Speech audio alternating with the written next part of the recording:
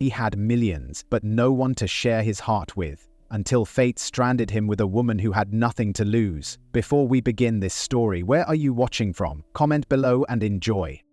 Landon Rivers was a name that echoed in the business world. At only 37, he was already one of the richest tech entrepreneurs in America. His company, Novacore, had created the world's most advanced artificial intelligence, and everyone wanted a piece of him. But while his face graced magazines and he had a mansion in every city you could name, Landon had one problem: he was lonely.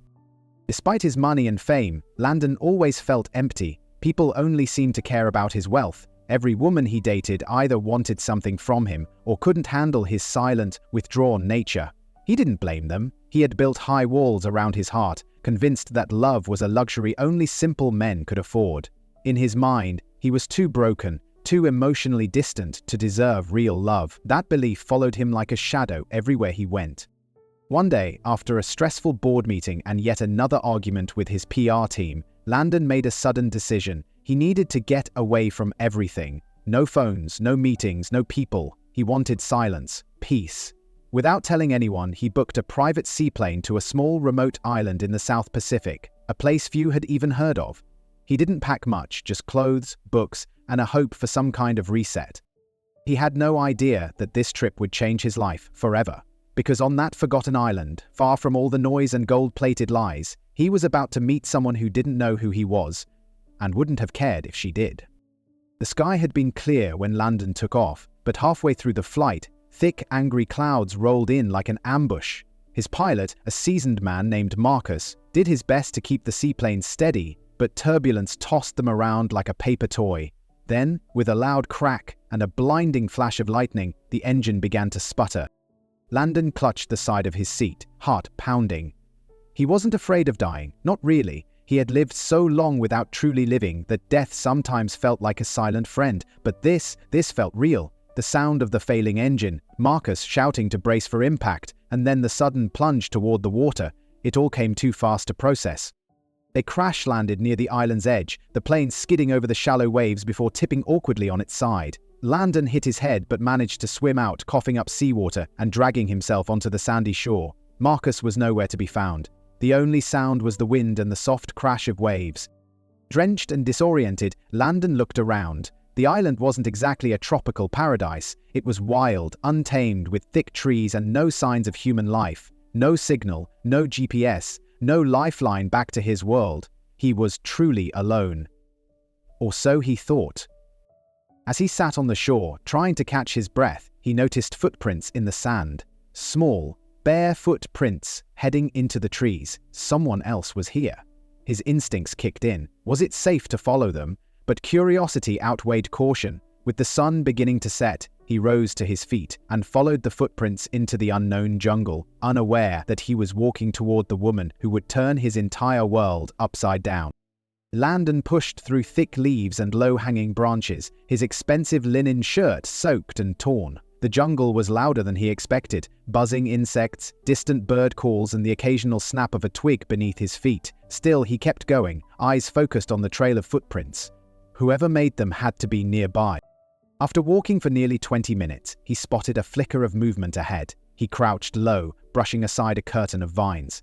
There, in a small clearing, was a woman.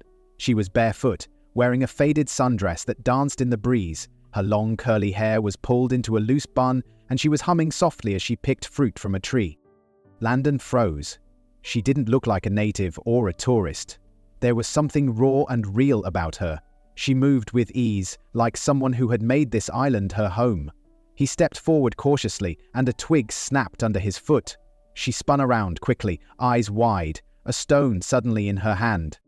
"Stop," Landon raised his hands. "I'm not here to hurt you." The woman narrowed her eyes. "You're not from here." "Neither are you," he said, his voice hoarse. She studied him for a moment, then slowly lowered the stone. Her name, she said, was Isla. She had been living on the island for over 2 years after surviving her own crash. She didn't say much else. Landon could hardly believe it. 2 years? Alone? "Not alone," she said quietly, glancing toward the jungle. He didn't understand what she meant just yet, but one thing was clear.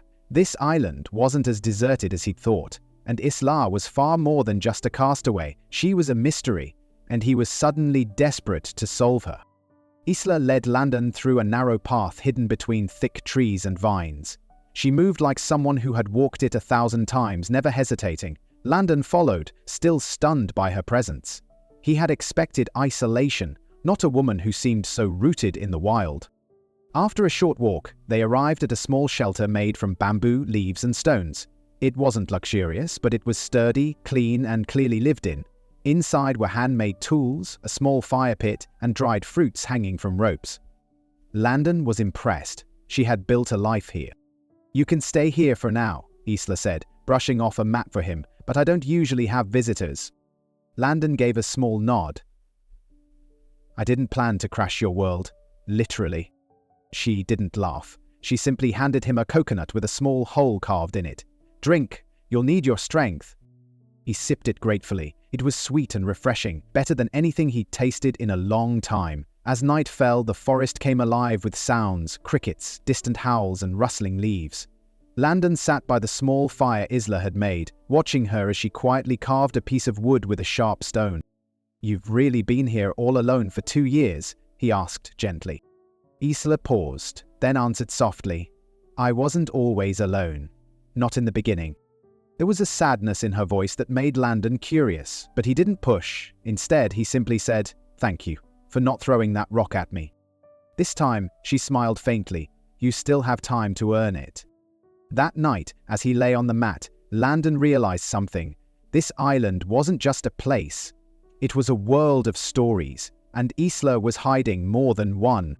The next morning, Landon woke to the smell of something roasting over a fire. He opened his eyes and saw Isla crouched beside the flames, turning a stick with skewered fish. Sunlight spilled through the trees, casting golden light on her face. For a moment she looked peaceful, almost content, until she noticed him watching.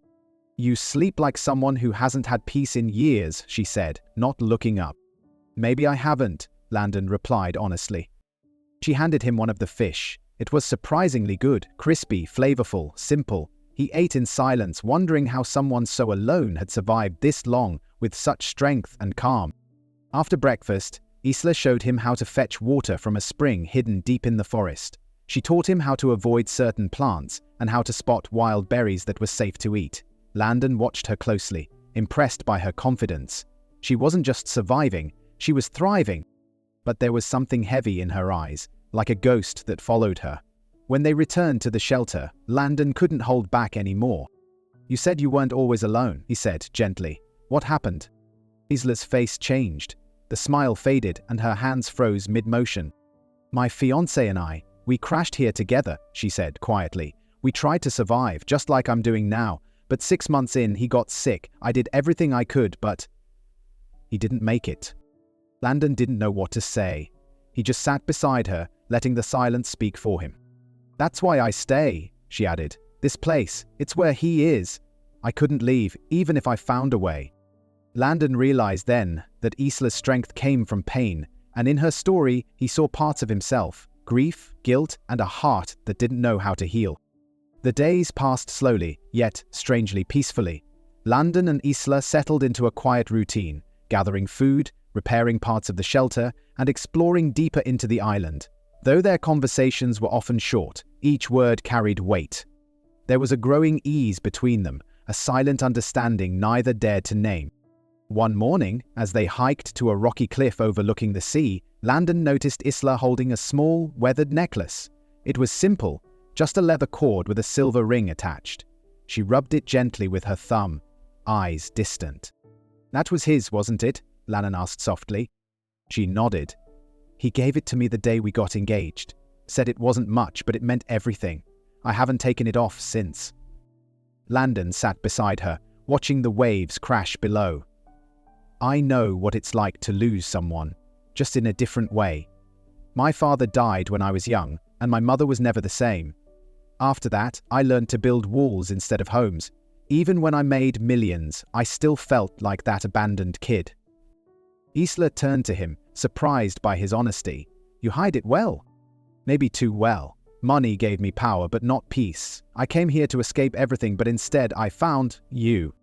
Isla blinked, her breath catching slightly. She looked away, unsure how to respond. That evening, As the stars appeared one by one, Landon found her placing the necklace inside a small wooden box she had carved. It was the first time she'd put it away. He didn't ask why, he just knew something inside her had shifted. Isla had lived in the past for too long, and now, slowly, painfully, she was learning to let go. And Landon, he was beginning to believe that maybe, just maybe, he deserved more than loneliness.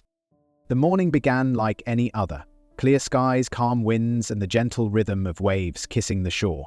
Isla showed Landon how to climb palm trees to collect coconuts, laughing softly when he nearly slipped. He was improving, slowly becoming part of the island's rhythm. For the first time in years, he felt present, alive. But by afternoon, the skies began to darken. Isla frowned as she scanned the horizon. "That's not just clouds. That's a storm, a bad one." Landon looked up and, even with no sailing experience, he could feel it. The wind picked up suddenly, the air thick with tension. Birds flew inland, leaves rustled anxiously, and the sky turned a bruised grey. "We have to reinforce the shelter," Isla said quickly. "Help me." They worked fast, tying down the roof with vines and stacking stones around the base to prevent flooding. The air grew colder, sharper. As the first drops of rain fell, Isla grabbed Landon's arm. "Get inside, now." The storm hit with violent force. Winds howled like wolves, rain poured in sheets, and thunder cracked the sky apart. Inside the shelter, the roof groaned under the weight of the wind. Landon and Isla huddled together, soaked despite their efforts, their bodies trembling not from cold, but fear. "This happens often," he shouted over the wind. "Not like this," she yelled back. "This is the worst I've seen." Suddenly, a loud crack echoed through the trees, followed by a sharp jolt. A large tree branch crashed near the shelter, missing them by inches. Isla gasped and grabbed Landon's hand tightly. He held her close, shielding her as best as he could. In that terrifying moment, something unspoken passed between them. Not just survival, but connection. They weren't two broken souls anymore. They were becoming one story, one heartbeat, one hope. By dawn, the storm had passed, leaving behind a battered island and a stunned silence. The jungle looked bruised, branches snapped, leaves scattered, and parts of the shelter damaged. But it had held. Somehow, it had held. Landon stirred first, his arm still wrapped around Isla. She was asleep against his chest, her face peaceful despite the chaos that had raged just hours ago. For a moment, he didn't want to move. He wanted to stay like that, warm, needed, not alone. Eventually, Isla opened her eyes. Her voice was groggy but soft. "We're alive." Barely, Landon smiled. "You saved us." "No, we saved us," she replied. They spent the morning repairing what they could. Landon climbed trees for branches, while Isla retied the roof with fresh vines. They worked like a team, their movements natural, as if they'd done this forever. Every now and then their eyes met. Every time, something inside them stirred. That afternoon, they walked to the beach to survey the shoreline. Debris from the storm littered the sand, branches, seaweed, even pieces of driftwood. But then Landon noticed something that made his heart skip. "Isla, look." Half buried in the sand was a bright orange emergency supply box. Landon rushed to it, digging it out with trembling hands. Inside were flares, a satellite phone, water purifiers, and first aid supplies. It must have come from the wreckage of another plane or a ship. Isla stared at the box, her face unreadable. That phone, it could call for help, couldn't it? Landon nodded slowly. It could. The air between them grew heavy. The possibility of rescue was real, but it meant leaving this life, this island, and possibly leaving each other. The rain had stopped, but new storms were beginning to form inside their hearts. The satellite phone sat between them like a loaded gun. Landon stared at it, the screen flashing softly. Full battery, a direct connection to the outside world. One call, and a rescue team could be on the island within 48 hours. "So, are you going to use it?" Isla asked, not meeting his eyes. Landon hesitated. "I don't know. Are you?" She crossed her arms. "I told you I chose to stay. I made peace with this place. It's where he is." Landon exhaled. He understood her pain, but something inside him had shifted. Before, he had come here to run from the world. Now, the thought of going back didn't terrify him as much as the idea of leaving her behind. "What if we both left?" he asked gently. "Together?" Isla shook her head, her voice tight. "You don't understand. The world you're from, it's loud, fake, cruel. This island is real. It strips you down to who you truly are." "And who are you, Isla?" She paused. "I'm someone who lost everything and found herself here." Landon nodded slowly. "And I'm someone who had everything and never knew who he was until now." They sat in silence, the phone still blinking between them. Then Landon did something that surprised them both. He stood up, walked to the edge of the jungle, and tossed the phone deep into the trees. Isla's eyes widened. "What are you doing?" "Choosing. For once, I'm choosing something not based on fear. I'm choosing you." Her lips trembled, but she didn't speak. She only stared at him, like she was seeing him clearly for the first time. The call hadn't been made, but something had changed. And neither of them could pretend otherwise anymore. The days that followed were quiet, but not the kind of silence that came from emptiness. It was a soft, thoughtful stillness. Landon and Isla worked side by side, not speaking much, but the air between them felt heavier now. He had chosen her, chosen to stay, yet something still held her back. One morning, while gathering fruit, Isla finally spoke. You didn't have to do that, you know. Throw the phone." Landon glanced at her. "I know, but I wanted to." "Why?" "Because I didn't want to leave this place, if it meant leaving you behind." She looked away, her voice barely above a whisper. "I'm not someone people choose, Landon. Not anymore." He stepped closer, placing a hand gently on her shoulder. "Isla, that's not true. I see you. I've seen your strength, your kindness, your heart." She pulled away, arms folded. "What if I can't be what you need? What if this only feels real because we're stuck here?" Landon sighed. "I've lived in penthouses, traveled the world, been surrounded by people every day, and still felt like a ghost. But here, with you, for the first time in years, I feel real." Isla's eyes met his, her guard cracking. "And yet," she said quietly, "I'm scared." "Me too," Landon admitted. "But I'd rather be scared with you than live safe and empty without you." The space between them lingered a little longer, but it had started to shrink. That night, as they lay beneath the stars, closer than ever before, their fingers touched, barely at first, then fully, silently entwined. It wasn't a kiss, not yet. But it was a promise. And on that island, promises meant more than gold. The air was thick with heat and something unspoken. For days, Landon and Isla had moved closer, emotionally, physically, but neither had dared to cross that invisible line. Not until now. That evening, after a long walk through the jungle to gather herbs and wild roots, they returned to the shelter under a sky streaked with orange and pink. Isla lit the fire while Landon prepared the food. They moved in sync, almost like a dance. The comfort between them had grown deeper, warmer. Dinner was simple, grilled roots and roasted fruit, but it felt like a feast. After eating, they sat together by the fire, watching the stars blink to life above them. The silence was no longer awkward. It was filled with anticipation. Landon turned to Isla, his voice was soft. "Do you ever wonder what your life would have looked like if you hadn't crashed here?" She hesitated, then nodded. "All the time. I used to imagine weddings, children growing old in a small cottage, but those dreams feel like they belonged to someone else now." "They don't have to," he said gently. "Maybe they were just waiting for a different story." Her breath caught. "You talk like I'm the future." "Because you are, Isla." For a long second nothing moved. The fire crackled, the waves whispered, and then, as if pulled by gravity itself, Landon leaned forward. Their lips met. It was slow at first, hesitant, searching, then deepened, like something long denied had finally been set free. Isla's hand found his neck, his fingers tangled in her curls. When they finally pulled apart, their foreheads rested together, breaths mingling. Neither spoke. They didn't need to. In that kiss was everything they couldn't say: grief, hope, longing, and the quiet, terrifying truth that love had found them when they least expected it. The next morning, sunlight streamed through the trees as if nothing had changed, but everything had. Landon awoke to the sound of waves and the soft movement of Isla beside him. She was still asleep, her face peaceful in the glow of morning. For a moment, he simply watched her. He felt something he hadn't felt in years. Contentment. But alongside it came an unexpected emotion. Fear. What if this wasn't real? What if once they returned to the outside world, she would realize he wasn't enough? He shook the thoughts away and stepped outside to breathe in the salty air.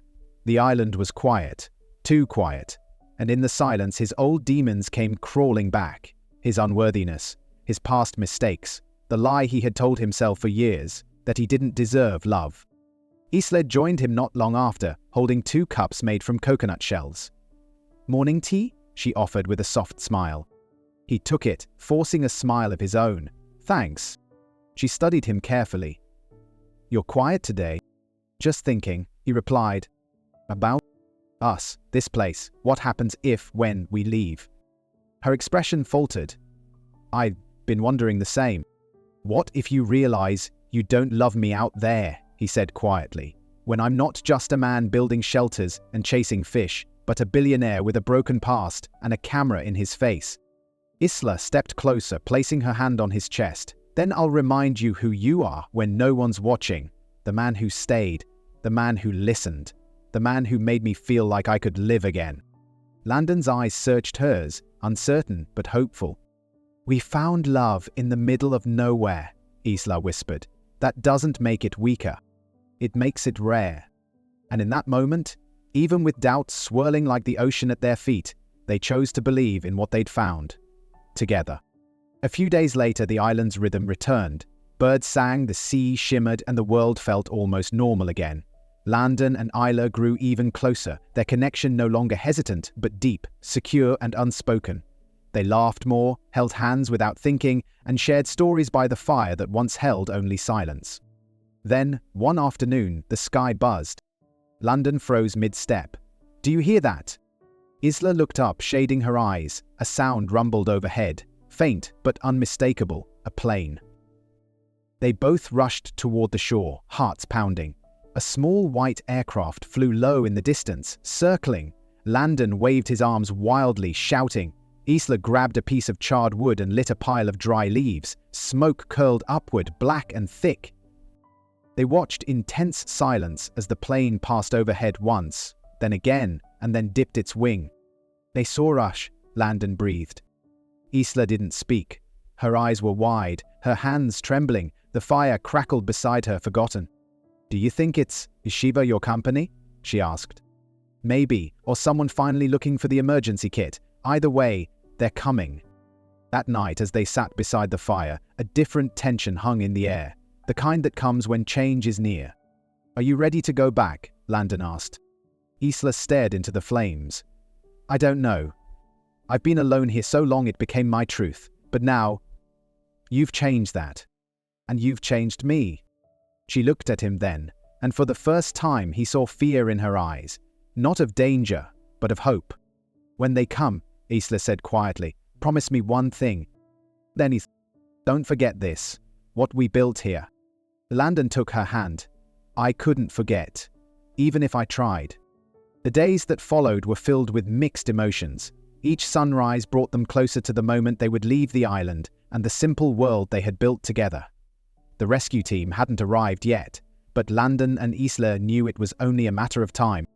They spent their time gathering the few things they wanted to take.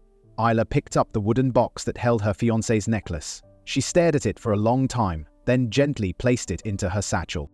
Landon watched her. "You're really ready to say goodbye?" She nodded slowly. Not just to the island, to the pain. That afternoon, they walked the island one last time. They visited the cliffs where they'd shared their first deep conversation, the jungle spring where they'd learned to laugh again, and the clearing where Landon had first seen Isla picking fruit like a spirit of the wild. Each place held a memory, a moment frozen in time, and with every step their bond deepened. Later, as they sat under the stars, Isla whispered, "What do you think they'll say when they see us together?" Landon smiled. "Probably that I've gone mad, that I fell in love on a deserted island." "And what will you say?" "I'll say I found the one thing I didn't know I was missing, you." Isla leaned her head on his shoulder. I'm scared, Landon. I don't know how to be in that world anymore. Then we'll figure it out, one day at a time. The fire crackled beside them, and the wind hummed through the trees. They held each other tighter, both afraid of what waited beyond the waves, but neither willing to face it alone. The island had given them a new beginning. Now they had to choose to carry it forward. The morning came with a strange stillness in the air. Even the birds seemed quiet. Landon stepped out of the shelter first and scanned the horizon. His breath caught. A boat. It was small, bright orange, and fast, cutting across the water like a blade. Behind it trailed a silver shimmer, and on its deck stood two people in rescue gear, waving. Isla, he called, his voice shaking. They're here. She emerged slowly, clutching the satchel she had packed the night before. Her eyes followed his gaze, and when she saw the boat, she froze. For so long, the island had been her entire world. The ocean was no longer a barrier, it was a bridge now, but stepping onto that boat would mean stepping into the unknown all over again. The boat arrived with a rumble, its motor echoing across the bay. One of the rescue team members jumped off and jogged toward them. Mr. Rivers, we've been looking for you for weeks. I'm here, Landon said, but he didn't look at the man. His eyes were on Isla. And this is Isla. She saved me. The man glanced at her and nodded politely, already pulling out a satellite communicator. We'll have you both off the island in a few hours. There's a team waiting by helicopter just beyond the reef. Isla stood still, her hand trembling. You don't have to go, Landon whispered. But I hope you will. She stared at the boat, the forest, then finally him. I don't know who I'll be out there. Be whoever you are right now, Landon said softly. That's who I fell in love with. With a deep breath, Isla took his hand. Together they stepped onto the boat. And as the island grew smaller behind them, something greater began to grow between them. Hope. The moment they landed on the mainland, chaos greeted them. Reporters swarmed the small airstrip, cameras flashing, microphones waving. News of the missing billionaire rescued after weeks on a remote island had already gone viral. Mr. Rivers, who is the mystery woman? Are you really in love? Landon shielded Isla with his arm, guiding her past the crowd and into the waiting car. She looked dazed, her first time in a vehicle in 2 years. The noise, the speed, the attention. It was all overwhelming. Landon noticed her grip tighten on his hand. You okay? I feel like I can't breathe, she admitted. We'll get through this, together. He took her to his penthouse in the city. Tall glass walls, designer furniture, everything spotless and cold. Isla stepped inside and froze. It felt more like a museum than a home. This is different, she said. I know, Landon replied. Too perfect, too quiet. But it wasn't quiet. The buzz of his phone never stopped. Interview requests, business meetings, old friends crawling out of the shadows. That evening, as they sat across from each other in the large living room, Landon could feel her pulling away, just a little. The city was swallowing everything they had found on the island. Isla, he said gently, we can leave. Again. Just say the word. No, she said, meeting his eyes. I don't want to run, but I need to find me in this world now. He nodded. Then let's do it slowly. Together. She smiled faintly. And maybe start with smaller windows? Landon laughed for the first time in days, a real, unfiltered laugh.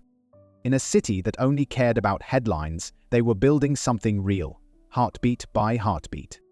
Adjusting to city life wasn't easy for Isla. The noise, the pace, the screens everywhere, it all felt like a dream she hadn't asked for.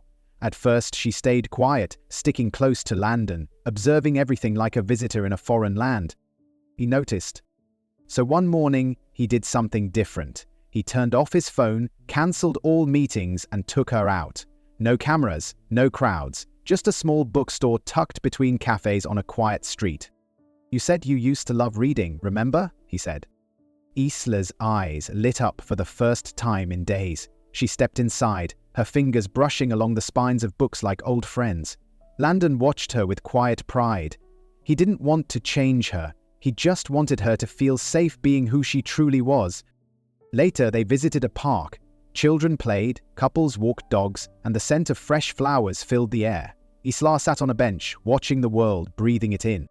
"This feels a little like freedom," she said softly. "It is," Landon smiled, "but we get to define it our way." That evening, back in the penthouse, Isla cooked. Not a gourmet meal, just roasted vegetables and rice. Simple, warm, familiar. Landon said it was the best thing he'd eaten in months.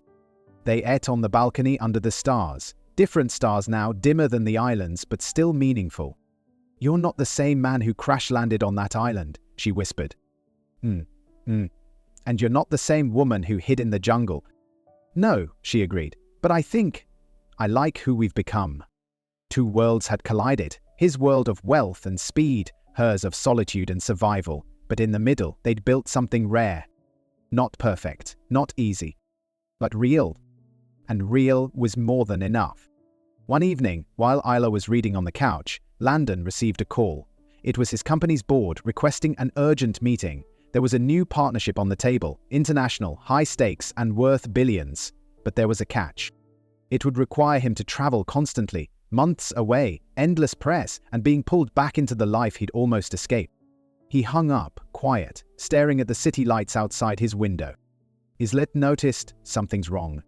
"They want me back full-time, leading the charge on a global expansion. It's everything I once wanted." "And now?" she asked. "Now, it feels like a life that belongs to someone I used to be." She walked over and took his hand. "What will you choose?" "I don't know," he admitted. "If I say no, I disappoint a lot of people. If I say yes, I risk losing this, us."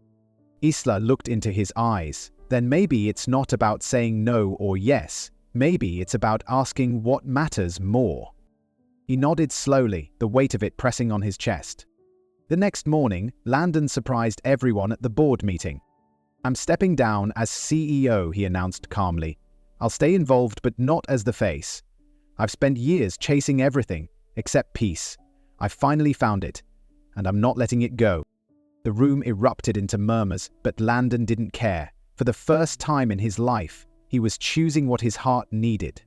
When he returned home, Isla was in the kitchen. "Well?" she asked.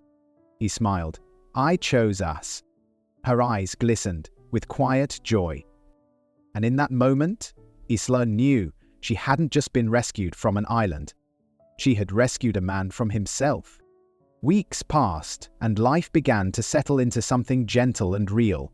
Landon and Isla moved into a smaller, quieter home just outside the city, a cottage with a garden and wide, open windows. It reminded them of the island in the simplest ways: peaceful mornings, shared silence, and stars you could still see at night. Isla started a small online journal writing about survival, healing, and hope. Readers from around the world reached out, some asking how to let go of grief, others just thanking her for sharing her truth. For the first time, she felt like her pain had a purpose. Landon, meanwhile, started building something new. Not another billion-dollar tech idea, but a foundation, one that offered mental health support for survivors of trauma and isolation. He named it Second Shore, inspired by the island where his life had truly begun. One crisp morning, while walking through the garden, Landon stopped Isla by the rose bush she had planted. He knelt. Her breath caught. "Landon, I've loved you in silence, in storms, in survival, but now I want to love you in peace, every day for the rest of our lives." He opened a small box, not flashy, not gold. Inside was a simple ring made of sea-polished stone, wrapped in silver. A piece of the island, a piece of them. "Will you marry me?" Isla's hands trembled as she cupped his face. Yes, 1,000 times yes. They kissed, the wind carrying their laughter through the trees. It wasn't about wealth anymore, or survival. It was about love, the kind that finds you when you least expect it and teaches you that sometimes the greatest journeys begin when you stop running and choose to stay. Their wedding was not a grand affair, no gold chandeliers or flashing cameras. Instead, it was held in the very garden where Landon had proposed. Close friends, a few trusted faces, and soft music filled the air. Isla wore a simple ivory dress, her curls free in the wind. Landon wore linen, barefoot like the day he first arrived on the island.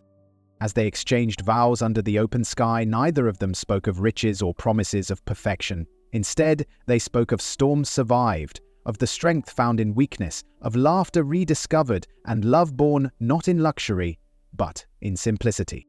"I vow to always choose us," Landon said, holding her hand. "And I vow to never run from love again," Isla replied, her voice trembling with emotion.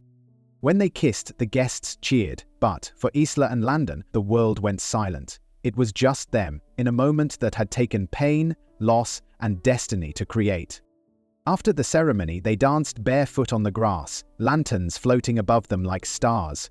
Their first dance wasn't choreographed. It was clumsy, filled with laughter and twirls, and Landon whispered in her ear, "This is my real fortune." They spent their honeymoon not in Paris or Venice, but on a return trip to the island. It was no longer a place of pain, it was sacred now. They walked its shores, remembered their first fire, their first argument, their first kiss. The island had given them everything. And as they sat beneath the stars once more, fingers laced together, Isla whispered, "I used to think the island was my prison." Landon smiled. "Turns out, it was your beginning." They were no longer two broken people. They were one story, complete, healed, and finally, home. Years later, Isla stood at the edge of their garden, holding the hand of a small boy with curly hair and bright, curious eyes. "Mummy, is this the place where you met Daddy?"